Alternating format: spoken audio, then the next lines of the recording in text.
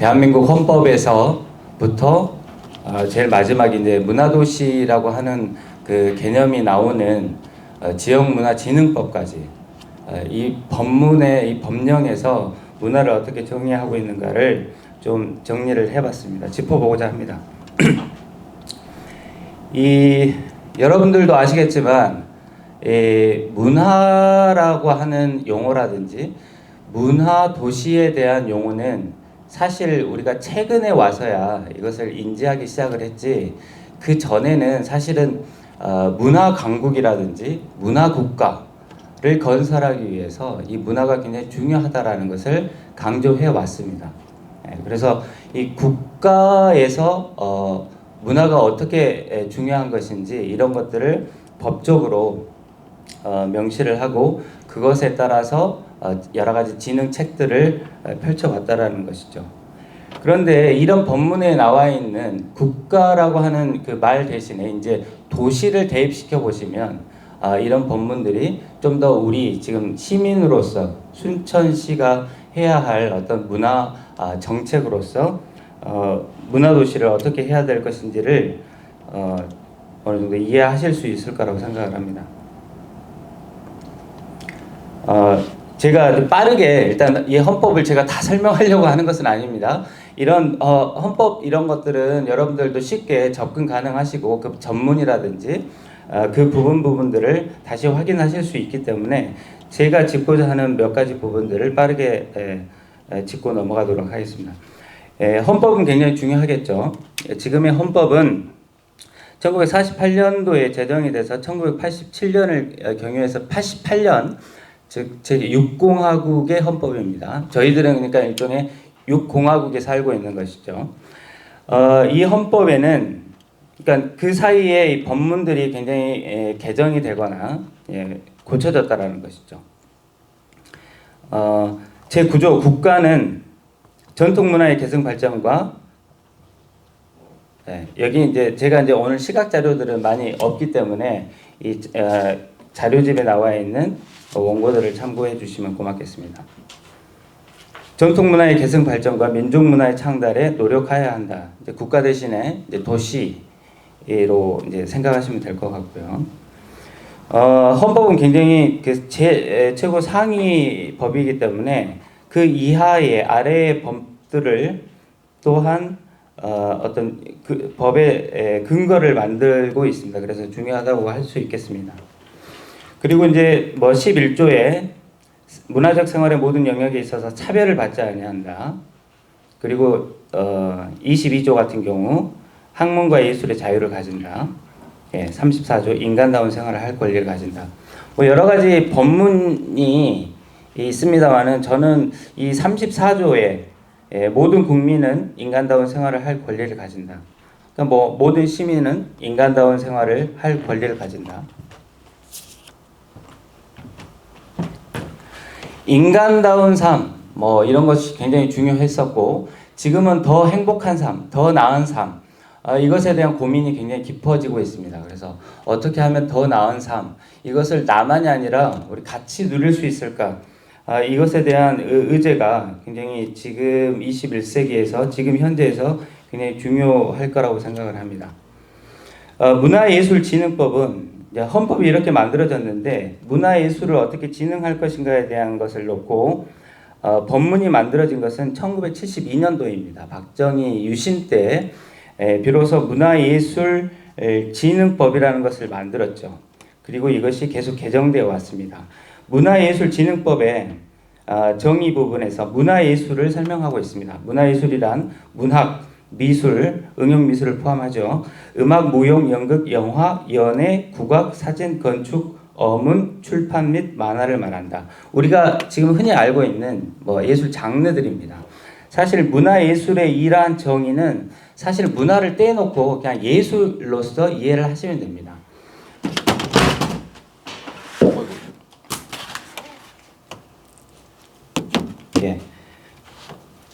그리고 문화예술 외에도 문화산업이라는 용어가 있죠. 그리고 문화시설이라고 하는 용어에 대한 정의가 있습니다. 이 문화시설은 여러분들도 잘 아시는 공연법에 의해서 공연장 등의 어떤 공연시설, 박물관 및 미술관 진흥법에 의해서 규정되는 박물관 및 미술관 등이 있고요. 도서관이 있고요. 그 다음에 문화예술회관 등과 또한 복합 종합시설 등이 있습니다. 이것이 우리들이 이해하는 도시의 어떤 문화시설, 문화적인 장소라고 하면 다 이런 건물들이죠. 이러한 것이 문화예술진흥법에 의해서 사실 문예진흥원이 설립이 되고, 문예진흥원이 사실 노무현 정부 들어서 민간 차원의, 그러니까 거버넌스 형태의 예술위원회로 전환이 됩니다. 그리고 예술위원회에서 정부 차원의, 중앙 차원의 한국문화예술위원회가 있다 그러면 우리 순천시에도 문화예술진흥위원회라고 하는 것도 있습니다. 그런 기구들이 있다라는 것이고요. 그리고 이러한 것이 사실은 거의 지난 20세기 대한민국의 2000년대 들어서기 전까지 문화라고 하는 개념을 규정을 해왔다라는 것이죠.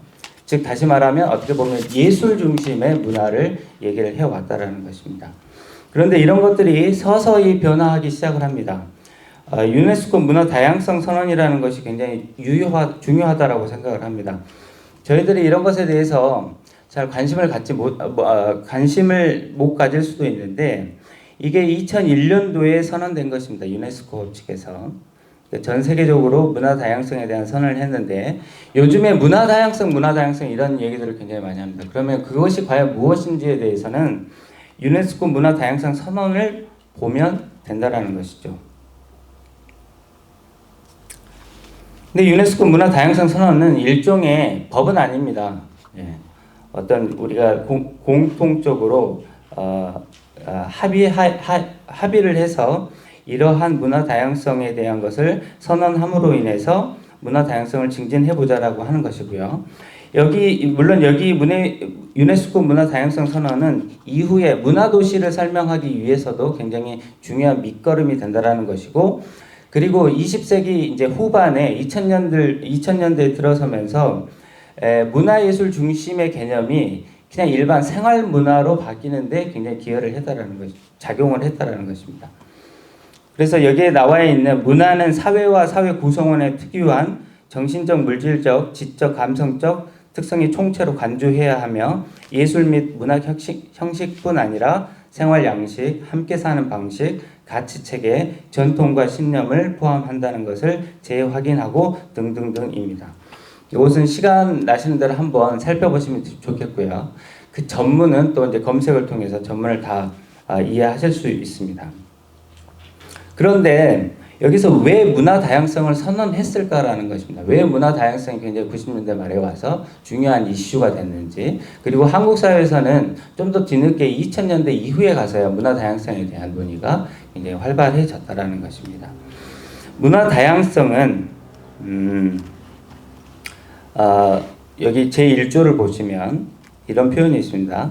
이런 문화 다양성은 인류를 구성하는 집단과 사회의 정체성과 독창성을 구현한다. 생태 다양성이 자연에 필요한 것처럼 교류 혁신, 창조성의 근원으로서 문화 다양성은 인류에게 필요한 것이다. 어떻게 보면 우리가 생태계는 굉장히 다양한 종들이 서로의 먹이사슬을 이루면서 순환적인 관계를 맺고 살아간다는 것이죠. 이 마찬가지로 이것을 대입해서 인간 사회, 우리가 살아가고 있는 사회 역시도 이런 생태 다양성처럼 문화 다양성이라는 것이 존재할 수 있다는 것입니다. 그래서 굉장히 획일적인 문화, 어떤 지배적인 문화만이 아니고 굉장히 어떤 소수 문화라든지 그 다음에 비주류 문화, 굉장히 어떤 다민족의 문화, 우리가 이제 다문화라고 하는 개념이 여기서 이제 등장을 하는 것인데요. 사실 우리나라 한국 사회는 다문화 사회라고 부르기에는 조금 미흡하죠. 그러나 유럽이나 미국 이런 나라들을 보면 그 나라의 구성원 자체가 이미 다문화 다인종입니다. 그러면 그 인종들이 가지고 있는 고유한 문화를 가지고 그 사회가 섞여 있다라는 것이죠. 과거에는 이러한 다문화들을 비주류로서 별로 언급하지 않고 중요하게 다루지 않고 지원하지 않았지만 가만히 보니까 이러한 다양한 문화들이 서로 섞이면서 교류하면서 어떤 창의적인 것들을 만들어낸다라는 것을 관찰하게 된 것이죠. 그래서 이러한 이러한 것을 문화 다양성이라고 하고 이것을 어떻게 하면 정책적으로 지원할 수 있을까 이런 고민들을 하게 됐다라는 것입니다. 그래서 마찬가지로 문화 다양성에서 문화 다원주의라고 하는 표현이 있는데요. 이것은 무슨 말이냐면 그간 20세기의 문화라든지 문명을 잘 생각을 해보십시오. 이것을 성찰을 해보면 어떻게 보면 제1세계인 유럽이나 미국이 주도했던 그런 중심의 문화와 문명이었다라는 것이죠. 그런데 이제 문화 다양성을 인정하게 되면 자연스럽게 우리가 유럽 중심의 문화라든지 미국 중심의 문화만이 그것이 문화가 아니다. 제3세계 여러 세계의 여러 국가의 문화들이 있기 때문에 문화는 어떤 중심보다는 각각의 중심이 있다라고 하는 다원주의적인 생각들을 한다라는 것입니다. 그러니까 문화의 권력이 이제 분산돼야 될 필요가 있다라는 것이죠. 그리고 제 3페이지를 보시면 발전을 위한 요소로서의 문화 다양성 이런 표현이 나옵니다. 이것은 이제 발전이라고 하는 것을 지금의 용어로 얘기하면 지속 가능한 발전이 돼야 된다는 것이죠. 너무 마구잡이로 문화 자원들을 다 끌어다가 쓰는 것이 아니라는 것이죠. 영끌해서 쓰는 문화 이런 것들이 다 문화가 다 소진돼 버리면 안 된다는 것입니다. 생태 자원을 어떻게 활용할 것인가를 놓고도 문화 지속 가능한 발전을 얘기를 하는데 이제는 국가와 도시가 이러한 지속 가능한 발전을 위해서는 문화 다양성을 문화 다양성에 대해서 이해를 해야 된다. 중요하게 생각해야 된다는 것입니다. 그리고 제5조 구체적으로 문화 다양성에서 가장 대표적으로 나오는 것들이 모국어입니다. 언어적인 것이죠. 그래서 어떻게 생각하면 다문화 가정들을 보면 이제 이주 여성이라든지 이주 노동자들에게 사실 한국어를 교육하는 것이 굉장히 중요해졌다고 하죠. 초기에는 그랬습니다. 그러나 지금은 그들의 언어를 굉장히 또한 교육할 필요가 있고 아이들에게 가르칠 필요가 있기 때문에 그런 언어들까지도 존중한다라는 것이죠. 그리고 이제 대표적으로 생각할 수 있는 게 지역어입니다. 소위 말해서 사투리, 우리가 사투리라고 하는 것을 20세기 초중반 뭐 지금도 그렇습니다만 사투리를 사용하는 것에 대한 어떤 컴플렉스라든지 뭐 이런 것들을 외부적으로 심어 왔다라는 것이죠. 그러나 그러지 말라라는 겁니다. 모국어를 더 증진시키고 발전을 시켜서 그것을 보급하는 그것을 고유한 어떤 문화적인 자원으로서 계속 유지할 필요가 있다라고 하는 것입니다. 그리고 이제 이러한 문화 다양성에 대한 논의가 진행이 된 이후에 문화기본법이라는 것을 2013년도에 들어서 제정을 하기 시작을 합니다. 이 문화기본법은 이제 여기에서부터 문화적인 개념이 아까 제가 말씀드렸던 문화예술 중심의 개념에서 문화, 예술을 약간 떼어놓고 아니면 예술을 포함시킨 더 광의적인 개념의 문화로서 정의를 한다는 것이죠. 그래서 이 문화기본법도 굉장히 중요한 것입니다. 여기에 나와 있는 목적을 보시면 여기에는 이제 문화기본법에는 그 기존에는 국가 중심의 책임을 규정하는 것들이 많았는데 95년 이제 지방자치 이후로 점차적으로 지방자치단체의 책임까지도 동시에 정하기 위한 법들이 등장을 하게 됩니다. 그래서 문화정책의 방향과 그 추진에 필요한 기본적인 사항을 규정함으로써 문화의 가치와 위상을 높여 문화가 삶의 질을 향상시키고 국가 사회의 발전에 중요한 역할을 할 수 있도록 하는 것을 목적으로 한다. 여기 이제 국가 사회 대신에 이제 지역 사회 이런 식으로 대입해서 보시면 될 것 같고요. 여전히 문화가 우리의 어떤 삶의 질을 향상시키고 특히 지역 사회를 굉장히 발전시키는데 중요한 역할을 할 수 있다는 것입니다. 그리고 이제 기본 이념이라든지 여기 표현들이 이제 문화의 다양성, 자율성, 창조성의 원리 이런 것들이 등장하는 것입니다. 다음 페이지를 보시면 여기에도 이제 문화를 정의하고 있습니다. 문화기본법에서 문화란 문화예술, 생활양식, 공동체적 삶의 방식, 가치, 체계, 전통 및 신념 등을 포함하는 사회나 사회 구성원의 고유한 정신적, 물질적, 지적, 감성적 특성의 총체, 이런 표현이 계속 이제 반복이 됩니다. 그래서 문화 도시를 설명할 때도 이러한 도시를 문화 도시를 한다, 이제 이렇게 되는 것입니다. 네. 그리고 이제 나머지는 이것을 이제 중요한 것은 문화기본법은 문화의 국민이나 내지는 시민의 기본권으로서 문화권이라고 하는 개념을 부여했다라는 것입니다. 이것은 뭐 이런 것이죠. 모든 국민, 뭐 이것을 또 시민으로 바꾸면요. 모든 시민은 성별, 종교, 인종, 세대, 지역, 사회적 신분, 경제적 지위나 신체적 조건 등에 관계없이 문화 표현과 활동에서 차별을 받지 아니하고 자유롭게 문화를 창조하고 문화 활동에 참여하며 문화를 향유할 권리, 이것을 권리를 가진다. 이것을 문화권이라고 한다라는 것입니다. 이런 개념들, 정책에 나오는 개념들을 문구라든지 이런 것들을 공통적인 것이기 때문에 잘 한번 들여다보시고 어떻게 문화의 개념이 바뀌었고 문화가 왜 중요하다라고 얘기하는지를 이해하시면 좋겠습니다. 나머지 7조, 9조는 참조해서 보시기 바랍니다. 11조까지 마찬가지고요. 이제 5페이지를 보시면 지역문화진흥법이 이제 나옵니다.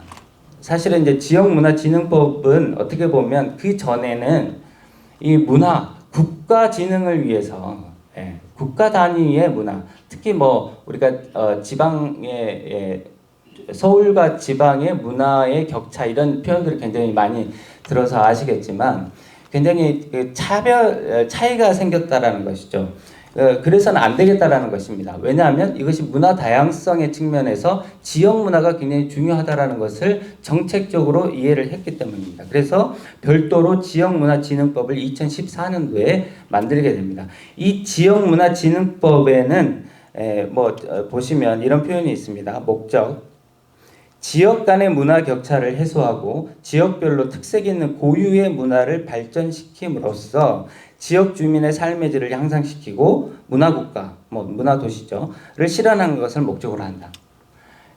이 목적을 이해하시면 여러분들이 해야 될 어떤 활동가로서의 내가 왜 일을 해야 할까, 이런 동기부여라든지 이런 것들이 생겨나지 않을까 이런 생각이 들고요. 그 2조 정의 지역 문화에 대한 설명을 하고 있고, 그 다음에 우리가 요즘 얘기하는 생활 문화에 대한 정의를 또 내리고 있고요. 그 생활 문화와 관련된 생활 문화 시설을 정의하고 있습니다. 순천에도 생활 문화 시설이 있습니다. 생활 문화 센터 영동 1번지는 이러한 맥락에서 만들어진 문화 시설입니다.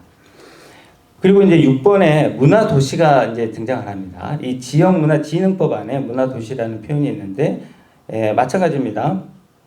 비슷합니다. 문화예술, 문화도시란 문화예술, 문화산업, 관광, 전통, 역사, 영상 등 지역별 특색 있는 문화 자원을 효과적으로 활용하여 문화 창조력을 강화할 수 있도록 제15조에 따라 지정된 도시를 말한다. 다시 풀면 여기서 중요한 것은 지역별 특색 있는 문화 자원이 무엇인가에 대한 것이 있어야 되겠죠. 이것을 이제 그동안 문화도시 사업을 하면서 아니면 순천시가 지역에서도 사실은 이 문화도시 사업 이전에도 사실은 지역의 특성, 우리 순천만의 어떤 문화적인 자원이 무엇이냐 이런 얘기들을 굉장히 많이 했던 것 같습니다. 이러한 자원들을 효과적으로 활용하고 이제 활용하는 방법에는 여러 가지 방법이 있겠지만 이 과정에서 굉장히 창의력이 필요하다라는 것이죠.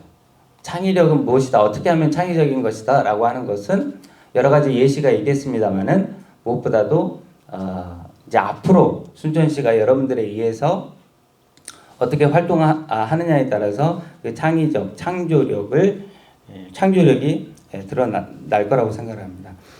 그래서 이 문화도시라는 것은 어떻게 보면 이 지역문화진흥법에 의해서 지정된 도시라고 말했기 때문에 우리가 법정 문화도시라는 말이 여기서 나오는 겁니다. 그 전에도 이러한 문화도시가 정책으로서 법으로서 정한 거 이전에도 사실 우리는 문화도시에 대한 얘기들을 해왔다라는 것입니다. 그것을 간과할 수는 없고요. 그리고 이제 7번 문화지구에 대한 설명이 있습니다. 문화지구는 일종의 지금 순천의 문화의 거리 같은 곳이 문화지구라고 생각을 하시면 됩니다. 네. 지구 단위의 어떤 문화 계획하고 지금은 도시 차원의 더 광역적인 개념에서 문화도시를 만들어 가자라는 것입니다. 그리고 8번 지역 문화 전문 인력에 대한 부분이 있습니다. 여러분들이 이런 맥락의 전문 인력으로 이제 양성되는 것이라고 볼 수 있겠고요. 네. 이런 지역문화진흥법에 의해서 지금 지역문화진흥원이 지금 활동하고 있고요. 그리고 그 지역 단위에서는 문화재단 같은 곳이 이제 운영되고 있습니다. 문화재단 이전에는 사실은 문화원이 그런 역할들이 굉장히 많이 했습니다만은 이제 좀 시대적인 맥락이 좀 바뀌었다라는 것이죠.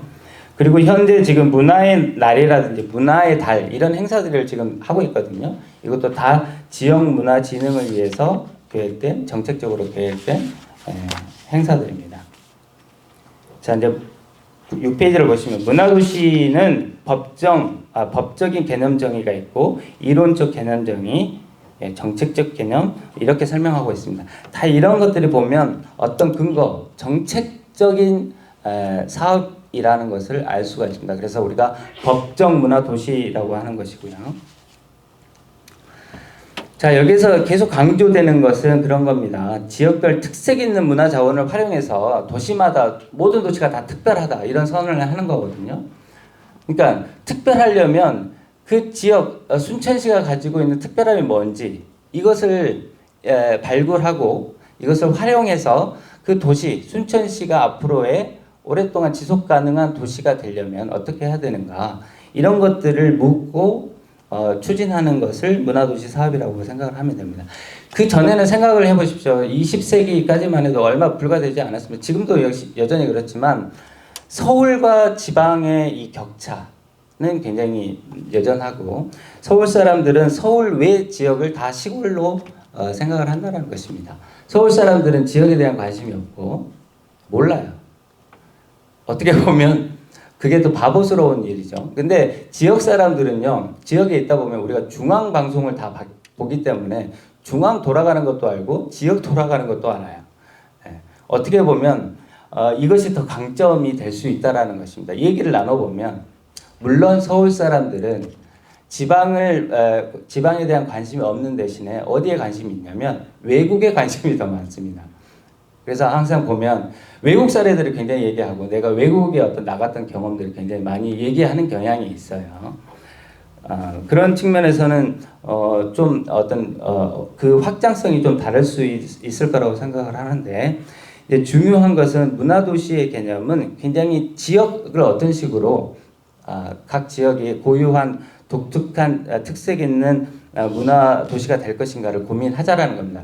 그 전까지는 굉장히 어느 도시를 가봐도 다 좀 비슷비슷하고 좀 획일적이다 이런 얘기들을 굉장히 많이 해왔던 것이죠. 한국에 굉장히 그게 심합니다. 우리가 외국을 나가보면 외국 도시들은 지역마다의 어떤 고유한 특색과 어떤 색깔 이런 것들을 느낄 수 있어요. 물론 미국은 제가 가보지 않아서 잘 모르겠지만 유럽의 도시들은 대부분 그런 도시들이 많습니다. 그러면 이것을 굉장히 걔네들은 지역적인 가치를 문화 다양성을 굉장히 중요시 여겼고 일찍부터 이런 것들을 진흥시켜 왔다라는 것이죠. 자, 여기까지가 문화도시의 개념입니다. 7페이지 번역된 문화.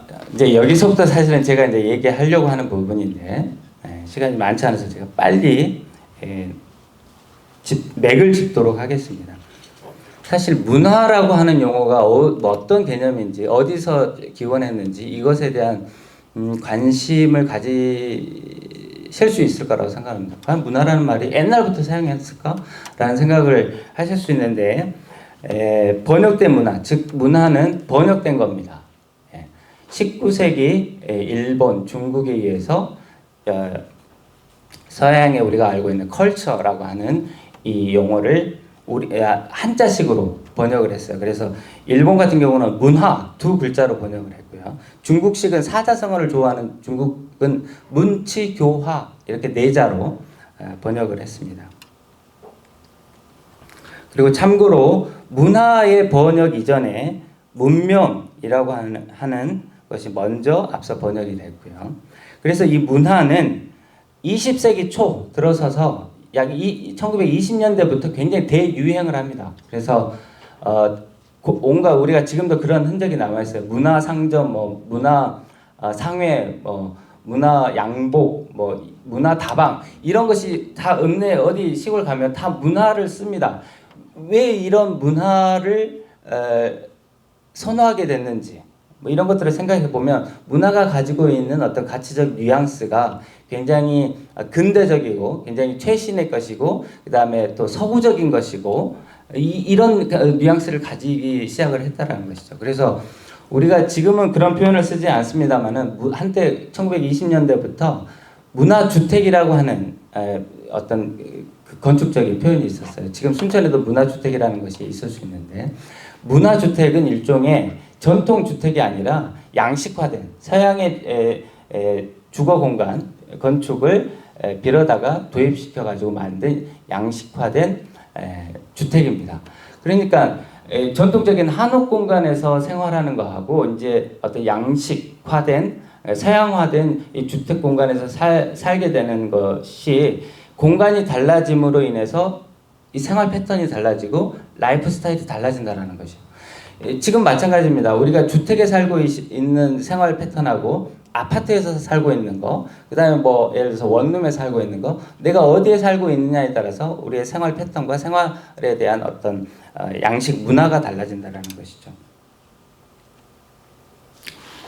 예, 그래서 제가 오랫동안 이 문화 예술 영역에서 이 문화가 어떤 의미에서 번역이 됐고 이 문화라고 하는 글자가 가지고 있는 의미가 뭘까에 대해서 오랫동안 좀 궁금해했었는데 이것을 명확하게 풀어주는 어떤 그 책들이 없었어요.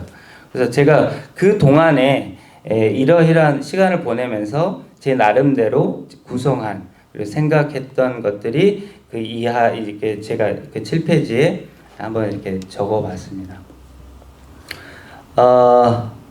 뭐 문자에 대한 것보다는 화자에 대한 개념이 굉장히 저는 또 중요하다고 생각을 합니다. 화는 우리가 보통 변화할 때 화자를 쓰죠. 근데 변화라고 하는 한자도 보니까 겉모양이 변하는 정도는 변자의 개념이고 완전히 성질이 달라지는 것은 화의 개념입니다. 그래서 변과 화가 뜻이 좀 다르다라는 것이고요. 그리고 이 문화의 용어의 개념에서 이 화자는 교화의 의미가 있습니다. 교화. 어떻게 뭐 예를 들어서 사람을 바꿀 것인가 이런 것들은 교화를 통해서 사람이 바뀔 수 있다. 뭐 문화가 바뀔 수 있다. 이렇게 생각을 했던 것이죠. 한번 읽어보시면 좋겠고요. 제가 제일 마지막에 이러이러한 것들을 좀 해석을 하다가 이런 의문이 드는 것이죠. 그 전에 그러니까 이 번역된 문화의 개념은 우리가 과거 20세기의 문화 개념이라고 생각하시면 됩니다. 그리고 그 이전에도 사실 이와 비슷했기 때문에 영어의 컬처를 문치 교화로 번역을 했다라는 것이죠. 근데 이런 생각이 드는 것이죠. 누가 누구를 다스리고 가르칠 것인가? 가르친단 말인가라는 어떤 그런 생각이 드는 것이죠. 그러니까 교화의 개념은 사실은 위에서 권력을 가진 사람이 그 피지배 마치 어떤 정치적인 것처럼 위에서 아래를 가르친 높은 사람이 아랫사람을 가르치듯이 했던 것을 문화라고 할 수 있겠습니다. 그건 이제 어떻게 보면 20세기의 문화이고요. 제가 앞서서 문화 다양성이라든지 문화 기본권을 설명을 하면서 이런 개념이 아니라는 것이죠. 굉장히 변화됐다라는 것입니다. 두 번째는 도시입니다. 이제 문화 도시, 도시를 이해하셔야 되겠죠. 도자와 시자가 어떻게 형성되어 의미를 갖는 것인지 제가 한번 풀어봤던 것이고요. 근데 시라고 하는 글자가 굉장히 재밌어요. 우리가 이제 저작거리라고 이제 우리말로 하는데 저작거리라고 하는 것이 왜 이런 말이 생겨났지를 생각해 보니까 물건을 사고 파는 가게를 저자는 상업은 이제 일테면 산업공상 신분제에서 가장 낮은 신분으로 취급되었던 상업. 예. 그래서 신분이 낮았기 때문에 낮을 저자, 높자자, 저자. 이 사람들 가게가 있고 이 사람들이 모여 있는 거리, 저작거리라고 했던 것이죠. 근데 저작거리의 특징은 뭐겠습니까? 물건을 사고 파는 행위와 활동을 한다라고 하는 거. 굉장히 시끄럽다라는 겁니다. 우리가 지금의 시장의 분위기는 침체되어 있기 때문에 그걸 느끼지 못합니다만은 굉장히 활성화된 시장이 얼만큼 활성화되고 활력이 있는가는 그 소리를 체크해 보면 알 수 있다는 것이죠. 그래서 시자는 굉장히 시끄럽다라는 의미를 가지고 있습니다. 그래서 도시라고 하는 말은 어떻게 보면 사람들이 모여서 이렇게 상업적인 활동들이 벌어지고 시장이 형성되어 있기 때문에 굉장히 시끄러운 곳이라고 할 수 있는 것이죠. 그러나 이 도시와 대비되는 촌락 마을들은 시끄럽지 않습니다. 조용합니다. 그런 차이, 어떤 소리의 차이가 있다라는 것이고요.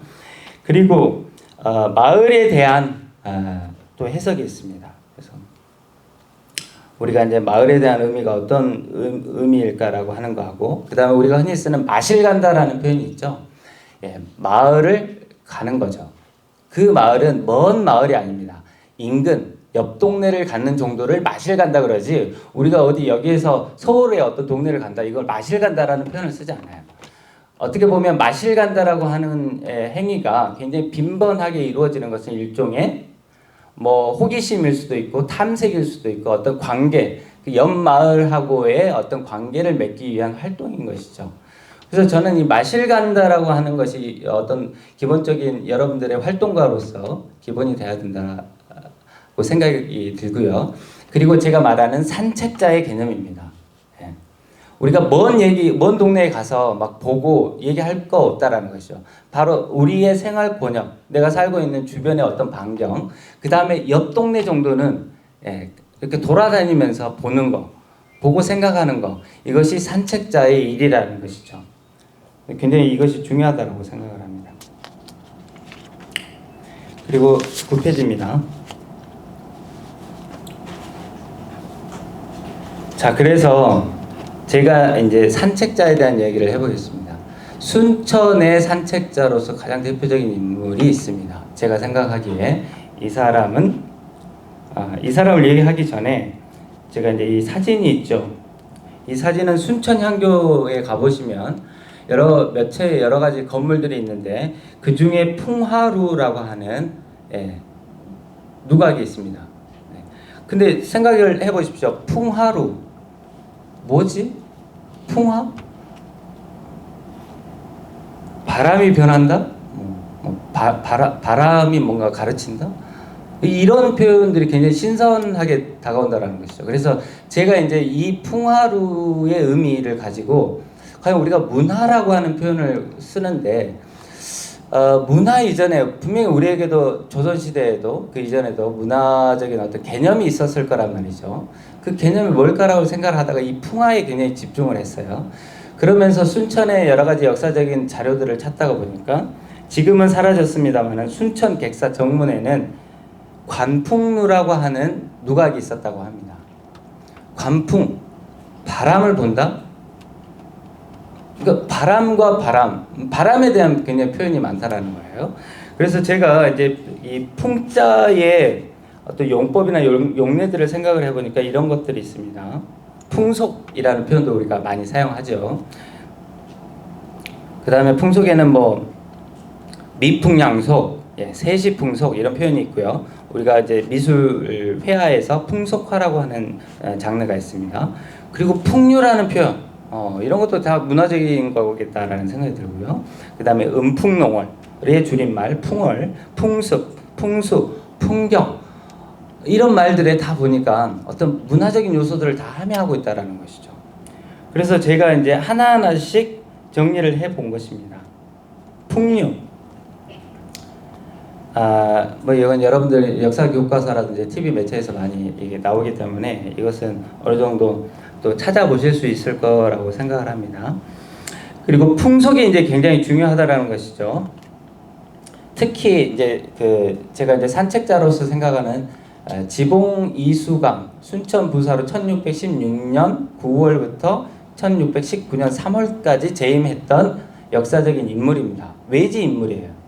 위에서 왕명에 의해서 교제를 받고 순천 부사로 부임했던 사람입니다. 이 사람이 굉장히 저는 중요하다고 생각하는데, 순천에 있어서도 순천 학의 시작이고, 이 사람의 행위에서 우리가 산책자의 개념을 좀 더 이해할 수 있을 거라고 생각합니다.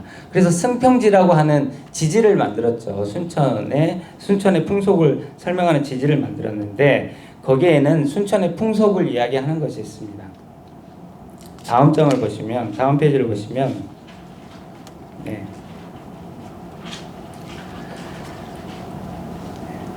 그러니까 이수광 선생이 승평지에 이런 승평지 끝에 편찬 의도하고 어떤 방법을 밝혔습니다.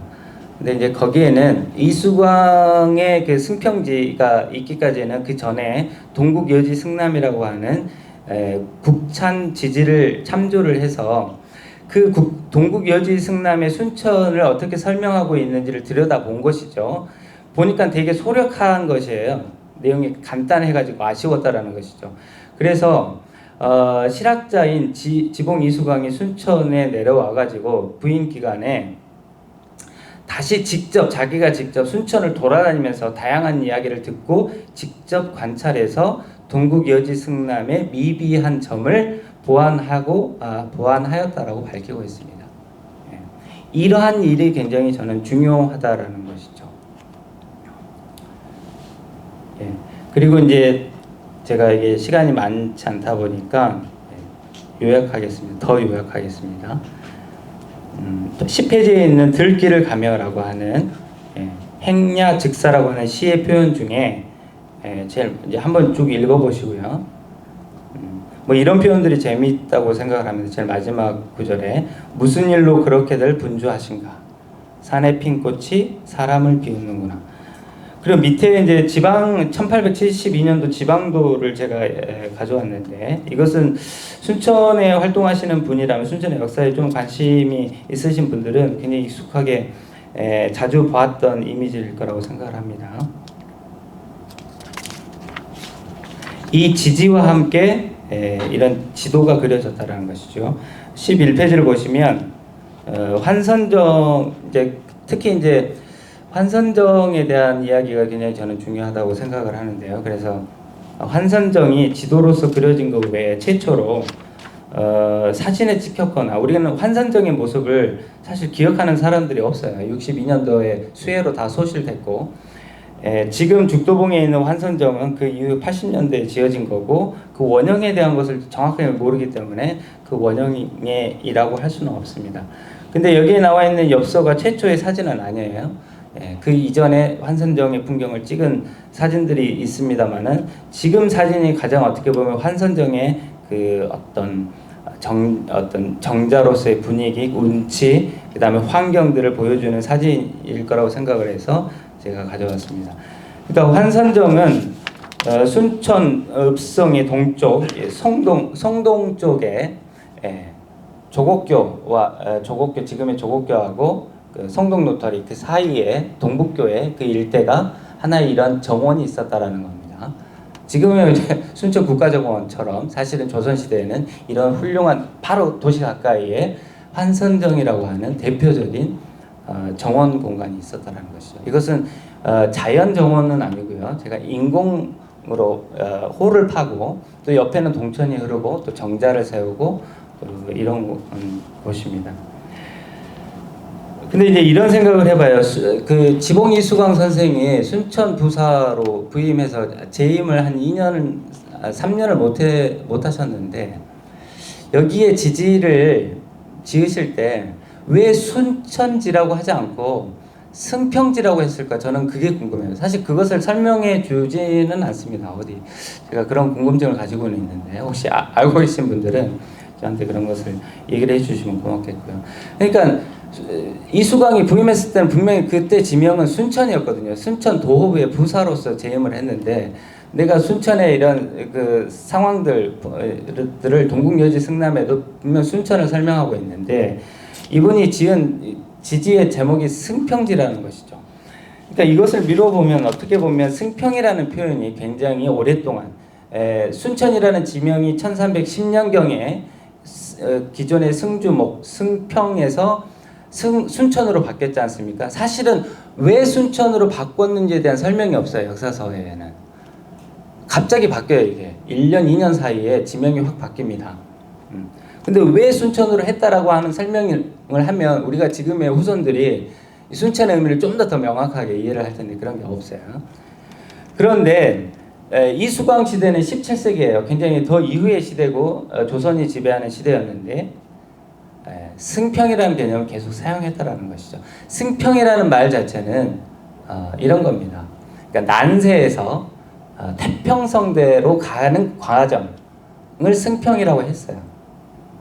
그러니까 굉장히 이제 어떤 혼란스러운 세상이 아니라 이제 태평성대로 접어든다. 굉장히 유토피아적인 개념입니다.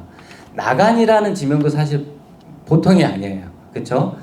나간이라는 의미 자체는 그것도 일종의 유토피아적인 개념을 가지고 있다는 것이죠. 근데 제가 이제 썼습니다만 유토피아를 설명을 위키백과라든지 백과사전에서 이렇게 이렇게 규정을 합니다. 어디에도 없는 장소, 사실 이상향이죠. 없는 장소인데 왜 거기를 그렇게 명하느냐? 그러한 승평, 나간, 순천, 물론 순천이 굉장히 그것도 이상적인 땅인지는 잘 모르겠습니다만은 그곳으로 나아가기 위한 굉장히 관심이 높아지는 거. 어디에도 없지만 그것을 만들어야 되는 것으로서 승평, 순천, 나간까지요. 이런 얘기들, 이런 생각을 했다고 생각을 합니다. 네, 시간이 얼마 이제 다 됐는데요. 승평지의 풍속을 이렇게 설명을 하고 있습니다. 순천의 풍속이 어떠한가? 풍부하고 풍요롭고 화려함을 숭상한다. 과거 지지에서 무사, 구판이죠. 무사를 즐겨하고 선비의 습속은 순우하고 교교, 일부러 보통 어떤 일탈되는 행동, 이러한 일이 없다라고 얘기를 하고 있습니다. 그래서 그만큼 순천은 풍요롭고 화려함을 숭상을 했다고 하는 이런 표현이 있습니다. 뭐 이것도 여러 가지 해석이 있겠습니다만은 어떻게 보면 순천은 제가 생각했을 때는 고려 시대의 문화가 굉장히 화려했거든요. 고려 시대의 문화적인 것들이 굉장히 잘 남아 있었고 또 물론 이 물산의 집산지였기 때문에 그러한 풍부한 부를 통해서 더 화려한 것들을 추구를 했다라는 것이죠. 근데 이것은 어떻게 보면 조선 시대의 윤리적인 그 세계관에서는 좀 안 좋은 겁니다. 조선은 약간 검소, 근검, 전략, 화려한 것을 굉장히 선호하지 않았던 시대예요. 아무튼 순천은 제가 봤을 때는 고려적인 문화를 굉장히 오랫동안 가지고 있었는데 특히 민속에서는 굿, 무당 이것들이 굉장히 왕성했던 것 같아요. 굿이나 무당이 지금에 와서는 어떻게 보면 예술 활동입니다. 예술 행사이고요, 축제이고요. 네. 그리고 이렇게 쭉 한번 참고로, 그러니까 이런 겁니다. 그러니까 이수광을 우리는 많이 들어요. 순천 사람으로서. 그리고 승평지가 있다라는 것도 알고 있습니다. 근데 이것이 한문으로 쓰여져 있기 때문에 읽기도 어렵고 이해하기도 어려워요. 근데 한번 이번 기회에 과거 문헌을 한번 좀 읽어보시는 그런 좀 계기가 좀 됐으면 좋겠다라는 생각이 들고요. 우리가 오늘날 그 영어를 굉장히 일상적으로 우리 한국은 많이 사용하고 있죠. 그만큼 미국의 지배를 문화적인 영향을 받고 있습니다. 그걸 자연스럽게 생각을 해요. 근데 과거에는 물론 중국의 영향, 한자권의 영향을 받았고 그래서 한자를 굉장히 자유롭게 구사를 했었는데 그렇지 못하고 있는 것이죠. 그런 것들이 좀 아쉽다라는 생각이 들고요. 그 다음에 이제 제가 누대에 대한 이야기들을 몇 가지를 좀 짚어왔습니다. 누정이라고 하는 것이 조선시대에는 문화시설이었고 그 지역의 문화적인 장소였다라는 것이죠. 대표적인 누정으로서는 선화루가 있고요. 여기서 말하는 선화, 이것도 풍화하고 굉장히 연관되어 있는 개념이라고 할 수 있습니다. 그리고 우리가 아까 보여드렸던 환선정이 있고요. 그리고 관풍루가 있습니다. 관풍루를 마지막으로 말씀드리고 마치도록 하겠습니다. 아까 제가 말씀드렸던 관풍루입니다. 관풍루는 객사의 정면 입구에 위치했다고 했어요. 그러면 그 위치는 현재 위치는 어디냐면 중앙 사거리에서 좀 더 위쪽으로 올라가는 지점이 이제 객사 부분이었기 때문에 중앙 사거리의 좀 위쪽에 관풍루가 있었을 거라고 생각을 합니다. 이 누각이라고 하는 것은 정자하고는 달리 높이 2층 이상, 뭐 1층 이상의 높은 대를 얘기를 해요. 그래서 거기 위로 올라가서 그 지방의 풍속을 보는 곳이 관풍루라는 겁니다. 근데 그 풍속을 보는 위치가 뭐예요? 순천의 한 복판이고 거기에 장이 섰던 것입니다. 저작거리가 거기에 형성이 되어 있어요.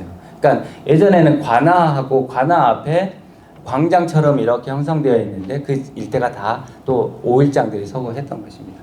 그래서 이 지방관들이 관리들이 자기가 항상 그 지역에 내려와서 지방의 이 지역의 풍속을 어떠한지 살펴보기 위해서는 이런 누각에 올라갑니다. 높이에서 관찰하는 거예요.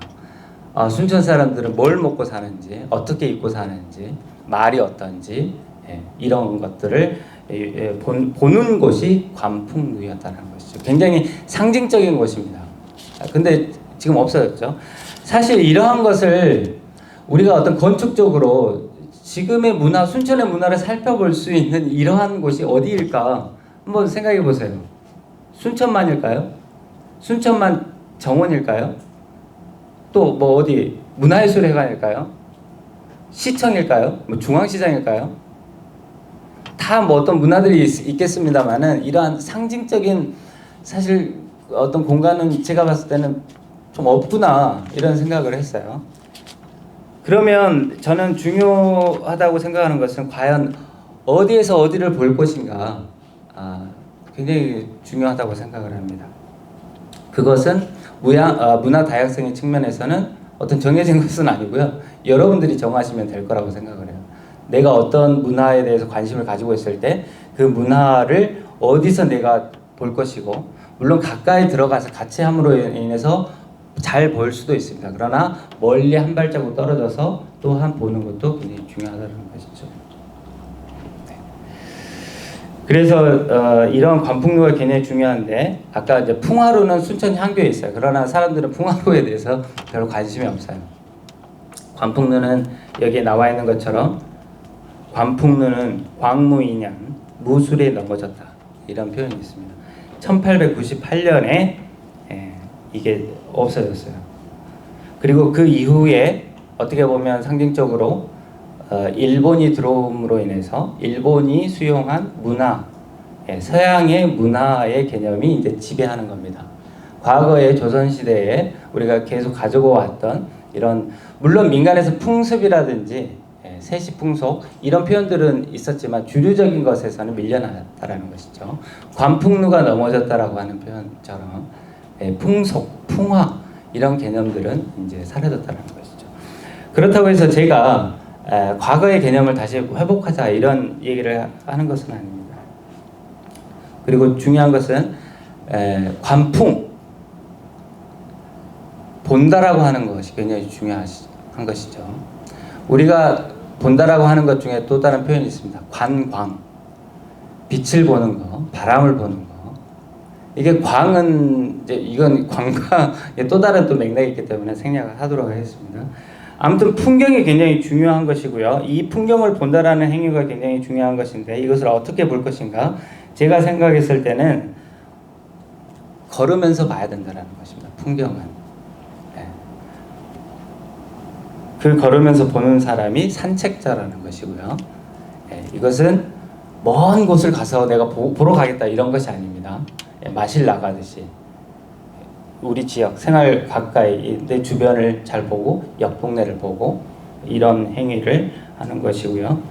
이런 것이 저는 문화도시, 좋은 도시, 행복한 우리가 더 좋은 삶을 위한 행복한 도시를 만들기 위한 것이 문화도시라고 한다 그러면 이건 저는 간단하게 걷기 좋은 도시를 만드는 거, 내가 걸으면서 생각할 수 있는 도시, 문화를 만드는 것이 저는 문화도시라고 생각을 하고, 거기에 산책자로서 활동가들이 좀 관심을 가지시면 좋겠다는 생각을 합니다.